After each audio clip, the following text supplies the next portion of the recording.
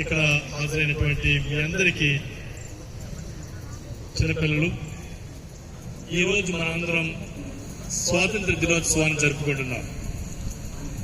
కాబట్టి ఎంతో శుభదినం, మనమందరం గర్వించదగిన దినం. మనమందరం స్వాతంత్రం పొందడానికి మన స్వాతంత్ర సమరయోధులు ఎన్నో త్యాగాలు చేసి ఎన్నో కష్టాలు అనుభవించి బ్రిటిష్ వారి నుండి మనకి స్వాతంత్రాన్ని తీసుకొచ్చారు. కాబట్టి దాంట్లో భాగంగా మనమంతా మొదటిగా కృతజ్ఞులుగా ఉంటూ భక్తితో ప్రేమతో వాళ్ళందరినీ స్మరించుకోవాలి, వాళ్ళని గుర్తించుకోవాలి.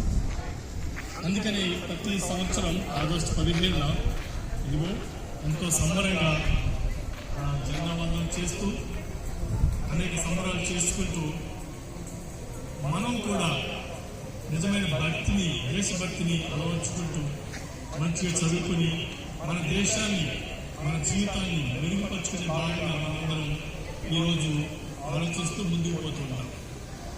గత 79 సంవత్సరాలుగా మన దేశం అనేక రంగాల్లో ముందుకు పోతుంది, ఎంతో సాధించాం.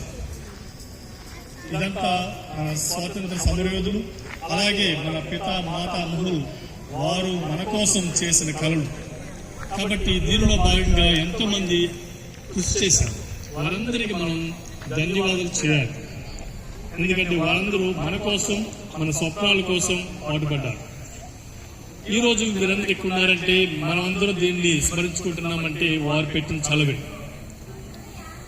కాబట్టి ప్రియమైన చిన్నపిల్లలారా, దేశం నాకు ఏమిచ్చిందనే కాదు, మనం దేశానికి ఏమిస్తున్నాం అనేది ఒక గొప్ప దేశభక్తులు చెప్తూ ఉంటారు. మనం అనేక సందర్భాల్లో మన జీవితంలో అనేక రాకుండా ఉంటాయి, కానీ దేవుడు మనందరినీ స్వతంత్రులుగా ఉండమని చెప్పి ఇదిగో మన స్వాతంత్ర సమరయోధుల ద్వారా మనకి స్వాతంత్రం ఇచ్చారు. మన జీవితాన్ని మనం నిర్మించుకోవాలి. ఆపదలో ఉన్న వాళ్ళ కోసం మనం సహాయం చేయాలి. మనం ఎప్పుడైతే మన కళల కోసం తప్పకుండా మన సంఘం, మన సమాజం మొత్తం అభివృద్ధి రంగంలోకి పోతూ దేవుడు కోరుకున్నటువంటి ఆ నిజమైన స్వాతంత్రాన్ని, నిజమైన జీవితాన్ని మనం అందరూ కూడా పుచ్చుకోగలం. రవీంద్రనాథ్ ఠాగూర్ గారు మన దేశాన్ని ఉద్దేశించి గొప్ప గేయాన్ని అప్పుడే స్వాతంత్రం రాకముందే మన కోసం, మన దేశం కోసం ఒక కళ కొన్నారు. ఆ పద్యాన్ని కూడా మనం ఒకసారి గుర్తుంచుకోవాలి. ఆ పద్యం ఏంటంటే, ఇంగ్లీష్లో దాన్ని వేదం. అటువంటి ఆత్మగౌరవం, ఆత్మశక్తి, ఆత్మవిశ్వాసం మనమందరం మనలో కల్పించుకుంటూ మన పొరుగు వారికి కూడా సహాయపడాలని మనం చేస్తూ మన దేశాన్ని ముందుకు తీసుకుపోవాలి. ఆ పద్యం ఈ విధంగా ఉంటుంది: ఎక్కడ మనస్సు నిర్భయంగా ఉంటుందో, ఎక్కడ మనుషులు తలెత్తి తిరుగుతారో, ఎక్కడ జ్ఞానం విరివిగా వెలుస్తుందో,